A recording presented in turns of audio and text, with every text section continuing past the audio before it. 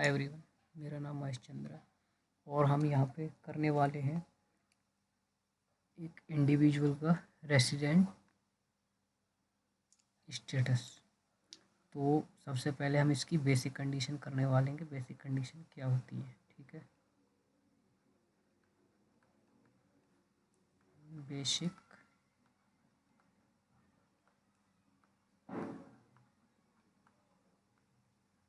Condition. ठीक है, कि बेसिक कंडीशन इसकी क्या होती हैं। उसके लिए क्या होगा, सबसे पहले तो इंडिया में वो क्या होना चाहिए, या तो 182 दिन रहा हो, 182 डेज इन प्रीवियस ईयर। ठीक है, प्रीवियस ईयर में या तो वो 182 दिन रहा हो। अगर वो इस कंडीशन को फुलफिल नहीं करता है, अगर वो इसको नहीं करता है तो फिर 60 दिन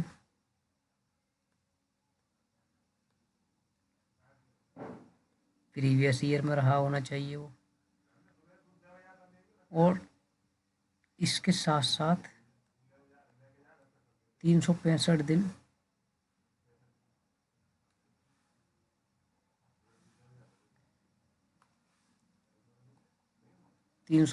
दिन वो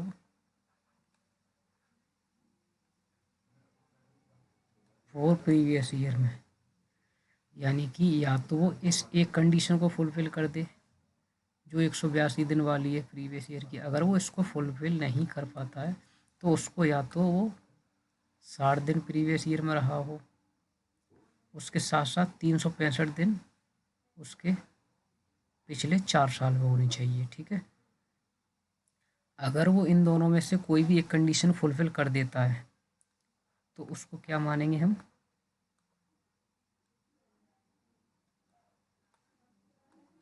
रेसिडेंट बोल सकते हैं उसको। अच्छा, अगर वो रेसिडेंट हो गया और अगर इनमें से कोई भी कंडीशन वो फुलफिल नहीं कर पाता है दोनों में से, तो उसको हम बोल देंगे नॉन रेसिडेंट। ठीक है जी, नॉन रेसिडेंट हो गया। अब बात आती है कि resident but not ordinary resident और ऑर्डिनरी रेसिडेंट की। ठीक है, तो अब क्या करेंगे हम कि जैसे कि ये रेसिडेंट तो हो गया, अब इसकी कंडीशन हम चेक करेंगे कि ये ऑर्डिनरी रेसिडेंट है कैसा है। तो उसके लिए हमें क्या करना होगा कि अगर वो इन दोनों में से कोई भी कंडीशन फुलफिल कर देता है तो उसके बाद हम इधर आ जाएंगे कि नॉन रेसिडेंट हो 9 आउट ऑफ प्रीसीडिंग ईयर, यानी कि पिछली जो मतलब आगे रेसिडेंट होगा तो वो 2 साल रहा हो 10 साल में। अगर फ्यूचर कंडीशन की बात करें हम रेसिडेंट के लिए, ऑर्डिनरी और नॉट ऑर्डिनरी के लिए, तो आगे चलते हैं। 2 ईयर तो वो प्रीसीडिंग 10 साल में, प्रीसीडिंग 10 ईयर में होना चाहिए वो। उसके साथ साथ अगर वो इसको फुलफिल कर देता है, इफ यस, तो वो 730 दिन पिछले 7 साल में होना चाहिए, यानी कि 730 दिन वो 7 प्रीसीडिंग ईयर, 7 प्रीसीडिंग ईयर में। ठीक है, अब बात क्या आती है यहाँ पे कि देखो यहाँ पे कितनी कंडीशन हो गई, 2। ठीक है, एक कंडीशन ये वाली हो गई और उसके बाद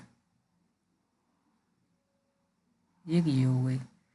देखो अगर वो 182 दिन रहा होता है और 182 ना रह के इफ़ अगर नो यहाँ पे नहीं रहता है तो वो या तो 60 दिन वाली कंडीशन को फुलफिल करेगा या 365 दिन वाली को। अगर इन दोनों में से इन दोनों को तो एक साथ करना पड़ेगा उसको, और या तो ये इस अकेले को करे 182 वाली को। अगर इन दोनों में से कोई भी कंडीशन फुलफिल कर देता है तो उसको हम रेसिडेंट कंसीडर कर लेंगे, ठीक है, वो रेसिडेंट हो जाएगा। अगर इनमें से कोई भी कंडीशन फुलफिल नहीं कर पाता वो, तो वो सिंपल हमारा नॉन रेसिडेंट हो जाएगा। अगर वो इन में से कोई भी कंडीशन फुलफिल कर लेता है तो उसको रेसिडेंट तो मानेंगे। अब बात आती है ऑर्डिनरी और नॉट ऑर्डिनरी रेसिडेंट की। तो उसके बाद रेसिडेंट होगा तो जैसे कि पिछले 2 साल में तो हम देखेंगे वो पिछले 2 साल रहा होना चाहिए 10 साल में, उसके साथ साथ 730 दिन पिछले 7 साल में। अगर वो इन दोनों को फुलफिल कर लेता है तो उसको तो हम बोलेंगे रेसिडेंट बट और ऑर्डिनरी रेसिडेंट। अगर वो इनमें से इफ़ नो तो वो हो जाएगा हमारा रेसिडेंट तो होगा but not ordinary resident consider करेंगे उसको। आई होप आपको समझ आ गया होगा। और इसका सेक्शन और मैं लिख देता हूँ कि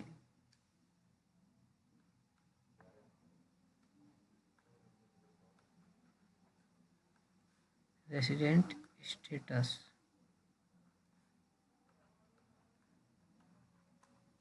सेक्शन 6, ठीक है। आई होप आपको अच्छे से समझ आ गया होगा कि ये 60 साल 365 दिन और 182 डे, उसके बाद 2 साल वाली बात थी यहाँ पे, उसके बाद 730 दिन वाली, और यहाँ पे resident but not ordinary resident हो जाएगा। अगर वो इन दोनों में से कोई भी कंडीशन को अगर फुलफिल नहीं करता तो वो रेसिडेंट तो होगा बट नॉट ऑर्डिनरी रेसिडेंट होगा। आई होप आपको क्लियर हो चुका होगा। Thank you so much.